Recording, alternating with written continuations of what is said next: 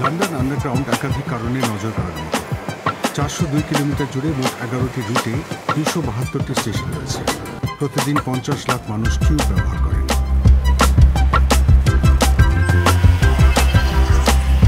বিশ্বের সবচেয়ে প্রাচীন পাতাল রেলের আরও কিছু বৈশিষ্ট্য তুলে ধরছেন কর্মী অ্যান গ্যাভাগান।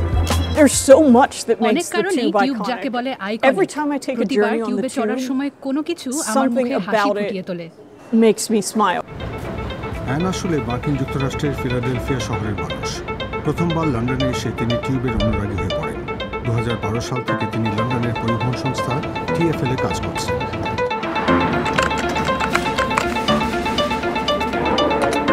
1863 সালের 10 জানুয়ারি লন্ডনে প্রথম পাতাল রেল চলেছিল। সে যুগে এক স্টিম ইঞ্জিন সুড়ঙ্গের মধ্যে ট্রেনের ওয়াগন টানত। গ্যাসের বাতি দিয়ে সেই ট্রেনে আলোর ব্যবস্থা করা হতো।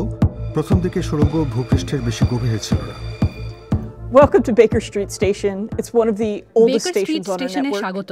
এটা আমাদের নেটওয়ার্কের সবচেয়ে পুরানো স্টেশনগুলির একটি। 1863 সালে মেট্রোপলিটন রেলওয়ের মূল রুটের অংশ হিসেবে এই স্টেশন চালু করা হয়েছিল। এটা এই বিশ্বের সবচেয়ে পুরানো মেট্রো সিস্টেম। প্যাডিংটন থেকে ফ্যারিংটন পর্যন্ত মেট্রোপলিটন রেলওয়ের মূল রুটে 7টি স্টেশন ছিল।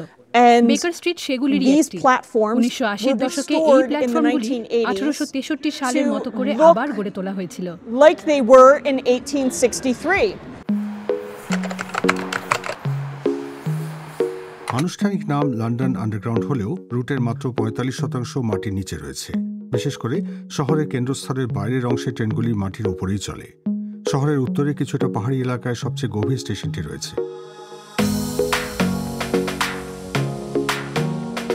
হ্যামস্টেড স্টেশনের প্ল্যাটফর্ম 55.2 মিটার গভীরে অবস্থিত। সেটা অবশ্য বিশ্ব রেকর্ড হতে পারে না।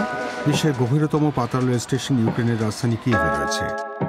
আর্সেনালা স্টেশন ভূপৃষ্ঠ থেকে 105.5 মিটার গভীরে অবস্থিত।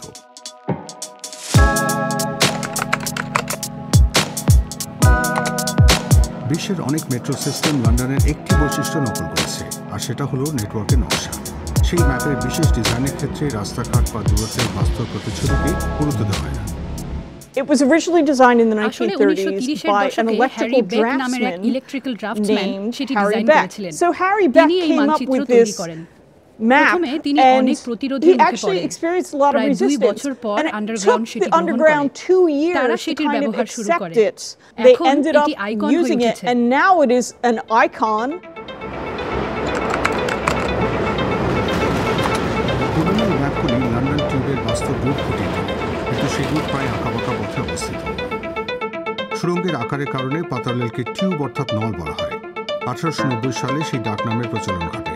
অতীতে জমির ওপরে রাজপথ বরাবর লাইন পাতা হতো, তবে রেলের ওয়াগনগুলি দীর্ঘ ও সোজা হওয়ার কারণে বিপজ্জনক ফাঁক সৃষ্টি হতে লাগল। স্টেশন এমব্যাঙ্কমেন্টে সেই ফাঁকগুলির আকার বেশ বড়। 1969 সালে প্রথমবারের মতো বিখ্যাত সাবধানবাণী শোনা যায়। মাইন্ড দ্য গ্যাপ বা প্ল্যাটফর্ম আর ট্রেনের মাঝে ফাঁকা অংশ সম্পর্কে সাবধান করে দেওয়ার স্বয়ংক্রিয় সতর্কতা আজ সবার জানা আছে। Mind the gap.